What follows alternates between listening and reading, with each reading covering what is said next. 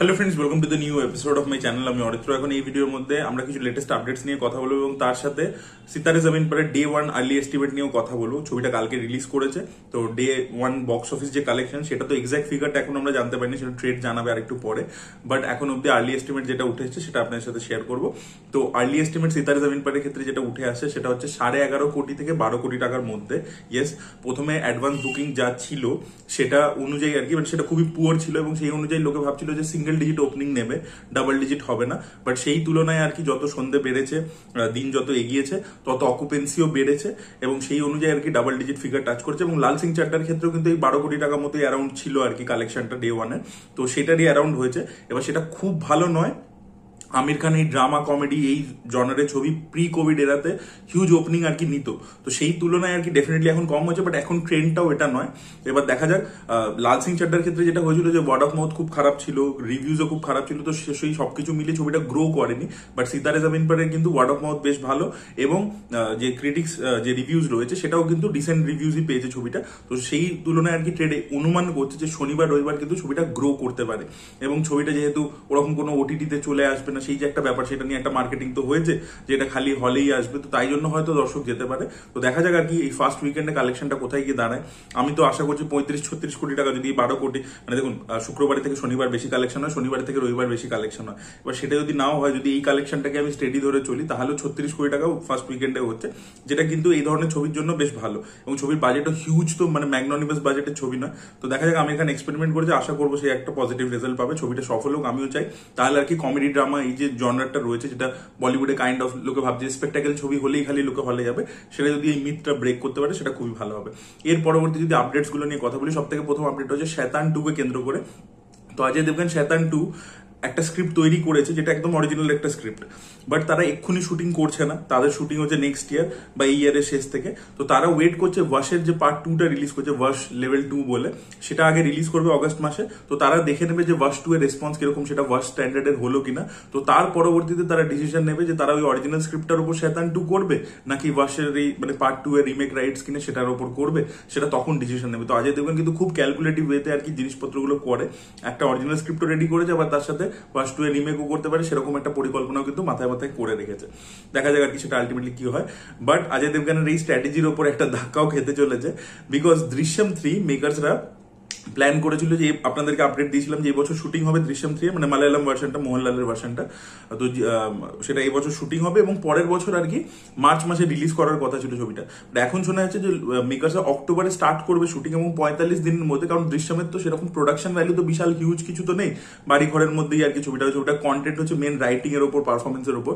তো ছবিটা 45 দিনে মেকার্সরা র্যাপ আপ করবার প্ল্যান করছে এবং ডিসেম্বর 2025 রিলিজ করবার পরিকল্পনা করছে এবং মালায়ালাম ভার্সনটাকে হিন্দি ডাব করে রিলিজ করবার পরিকল্পনা কিন্তু মেকার্সরা করছে। তো যে আশীর্বাদ সিনেমাস যারা এটার প্রডিউসার, তারা কিন্তু এটাকে প্যান ইন্ডিয়া লেভেলে নিয়ে যেতে চাইছে। এবার দেখা যাক সেটাকে অজয় দেবগন আটকাতে পারে কিনা, বিকজ একবার যদি দৃশ্যম 3 মালায়ালাম ভার্সনটা হিন্দি ডাবে রিলিজ করে যায়, তখন দৃশ্যম 3 এর সেম লেভেল অফ কালেকশন যেটা দৃশ্যম 2 করতে পেরেছিল সেটা আদৌ কি করতে পারে। দেখা যাক সেটা কি হয়। অজয় দেবগন নিশ্চয়ই কিছু না কিছু স্ট্র্যাটেজি বার করবে, দেখা যাক সেটা আলটিমেটলি সাকসেসফুল হয় কিনা। এর পরবর্তী আপডেট হচ্ছে সালমান খানকে কেন্দ্র করে। তো তার যে ছবি যেটা গালওয়ান ভ্যালি ক্ল্যাশের উপর হতে চলেছে, অপূর্ব লাখিয়া ডিরেক্ট করছে, সেই ছবিতে সালমানের অপোজিটে চিত্রাঙ্গদা সিং থাকতে চলেছে। এই ছবির প্রথম শিডিউল শুরু হবে হচ্ছে জুলাই মাসে।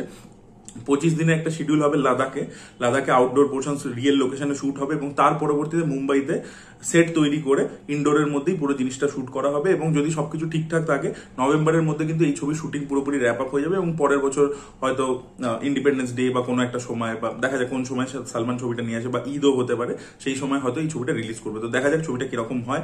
অপূর্ব লাখিয়া অনেকদিন পরে একটা বড় অপরচুনিটি পেয়েছে, আশা করবো সেটা ইউটিলাইজ করে সালমানকে ভালো করে প্রেজেন্ট করে। এবং এই ছবির টোনটা একটু রিয়েলিস্টিক থাকতে চলেছে এবং সালমান খানকে রিসেন্টলি সিতারে জামিন পারে যে প্রিমিয়ার হয়েছিল সেখানে দেখতে পাওয়া গেছিল, সেখানে কিন্তু তাকে অনেকটা ফিট লাগছে আগের তুলনায়। তো দেখা যাক আর কি ছবিটা কিরকম হয়। পরবর্তী আপডেট হচ্ছে জলি এলএলবি 3 কে কেন্দ্র করে। তো এই ছবির মূল বিষয়বস্তু হতে চলেছে ফার্মার প্রোটেস্ট যেটা হয়েছিল, তো সেইটাকে কেন্দ্র করেই হতে চলেছে। এখানে এমএসপি, তারপরে এই যে ফার্মার বিল ইত্যাদি, সেইগুলোর বিষয়বস্তু উঠে আসবে ছবির মধ্যে এবং অক্ষয় কুমারকে আমরা দেখতে পাবো ফার্মারদের হয়ে কথা বলতে। তো দেখা যাক ছবির বিষয়বস্তু কি হয় এবং এখানে আরশাদ ওয়ারসি ভার্সেস অক্ষয় কুমার, এটা আমরা দেখতে পেতে চলেছি। দেখা যাক সেপ্টেম্বর মাসে ছবিটা রিলিজ করতে চলেছে। করেছে, দেখা যাক ছবিটা রেসপন্স কিরকম হয় এবং ফ্র্যাঞ্চাইজ ভ্যালুর জন্য ছবিটা বড় সড়ো একটা হিট হয় কিনা সেটাই দেখার মতো বিষয় হবে। এর পরবর্তী আপডেটটা হচ্ছে মহারাজা পার্ট 2 কে কেন্দ্র করে। তো নিথিলেন স্বামীনাথন যিনি মহারাজা ছবির পরিচালক, তিনি একটা স্ক্রিপ্ট কিন্তু বিজয় সেতুপতি ন্যারেট করেছে, বিজয় সেতুপতি ভালো লেগেছে এবং মহারাজা পার্ট 2 হচ্ছে। তবে এটা ফার্স্ট পার্টের সাথে কোনোভাবে গল্প লিঙ্ক থাকবে না, এটা একটা স্ট্যান্ডঅ্যালোন গল্প হবে, জাস্ট নামটা তারা ইউজ করছে, বা দেখা যাক থিমেটিক কোনো সিমিলারিটি থাকে কিনা। আর ছবির কিন্তু অ্যানাউন্সমেন্টও খুব শীঘ্রই চলে আসবে আর কি। তো দেখা যাক সেটা কিরকম হয় এবং এবারে স্টারকাস্ট কি থাকে এবং কোন থিমের ওপর হয়, ফার্স্ট পার্টির সাথে কি মিল থাকে না সেটাই দেখার মতো বিষয় হবে। তো 22শে জুন ঠিক রাত 12টায় জননায়কন বলে থালাপতি বিজয় যে আপকামিং ছবি যেটা ডিরেক্ট করেছেন এইচ বিনোদ, তো সেই ছবির কিন্তু গ্লিমস আসতে চলেছে। দেখা যাক গ্লিমসটা কিরকম হয় এবং এই ছবিটার জন্য কতটা এক্সাইটমেন্ট আমাদের বাড়াতে পারে। পরবর্তী দুটো আপডেট হচ্ছে সূর্যাকে কেন্দ্র করে। তো সূর্যা 45 যে ছবিটা সে করছে হচ্ছে আরজে বালাজির সাথে, সেই ছবির কিন্তু টাইটেল অ্যানাউন্সমেন্ট হয়ে গেছে, করপ্পু বলে নাম হতে চলেছে ছবিটার। তো লোকে আশা করছে সূর্যা একটা টাইমে রুরাল বেসড ছবি করতো, যেরকম ওয়েল বলে একটা ছবি ছিল হারির সাথে, যে সিঙ্ঘম পরবর্তীকালে বানিয়েছিল। সিঙ্ঘমেও দেখবেন প্রথম হাফটা পুরোপুরি একটা রুরাল বেসড আর কি ব্যাকড্রপে ছিল। তো এরকম সূর্যা একটা টাইমে এই ধরনের ছবি করতো, পরের দিকে একটু আরবান ওরিয়েন্টেড গল্প বেশি করেছে। তো সেখানে আর কি লোকে ভাবছে যে সে আবারও ওই রুটেড ছবি করছে, তো একটা এক্সাইটমেন্ট দেখা গেছে করপ্পু বলে। তো এখানে ডেফিনেটলি টাইটেলটাই অ্যানাউন্স করেছে, সূর্যার লুক ইত্যাদি সেইভাবে অ্যানাউন্স করেনি আর কি। দেখে বুঝতে পারছি আর কি, যেটা ভিলেজের ব্যাকড্রপ রয়েছে, একটা ঘোড়ার এখানে খুব ইম্পর্টেন্স থাকতে চলেছে, একটা ঘোড়ার মূর্তি আমরা দেখতে পাচ্ছি সূর্যার ঠিক পাশে। দেখা যাক ছবিটা কিরকম হয়। আর এর পরবর্তী আপডেটটা হচ্ছে যে প্রডিউসার আর কি বাডি ভাসাল ছবিটা যার প্রডিউস করার কথা ছিল ভেট্রিমারান এবং একে নিয়ে, সূর্যাকে নিয়ে, তো সেই ছবিটা তো হচ্ছে না, বাডি ভাসাল তো ড্রপ করে গেছে। তো ওই প্রডিউসারের আন্ডারে ভেট্রিমারান বানাচ্ছে STR কে নিয়ে একটা ছবি, আর অন্যদিকে সূর্যাও তার সাথে একটা ছবি করবে। সেই ছবিটা হবে জিতু মাধবন যে আবেশম ছবিটা বানিয়েছিল, তার সাথে অনেকদিন ধরে সূর্যার কথাবার্তা চলছিল। তো ওই ব্যানারেই, সেম ব্যানারে সূর্য একটা ছবি করবে, যে ছবিটা ডিরেক্ট করবে জিতু মাধবন। তো দেখা যাক ছবিটা কিরকম হয়। জিতু মাধবনের মোহনলালের সাথে ছবিটা একটা করার কথা ছিল, সেই ছবিটা হচ্ছে না। তো দেখা যাক সূর্যাকে নিয়ে সে কিরকম ছবি বানায়। সূর্য অনেকদিন ধরেই কোনো মালায়ালাম ডিরেক্টরের সাথে কাজ করতে চাইছিল, সেটা আমাল নীরাদের সাথেও তার কথাবার্তা চলছিল, যে ভীষ্মা পারবমের ডিরেক্টর। আবার এখানে আর কি সেটাও ওয়ার্কআউট করেনি। তো আলটিমেটলি দেখা যাক জিতু মাধবনের সাথে তার ছবিটা কিরকম। That was it guys, thank you so much for watching this video. ভিডিওটা ভালো লেগে থাকলে লাইক করুন, শেয়ার করুন, চ্যানেলকে সাবস্ক্রাইব করতে ভুলবেন না। Bye bye.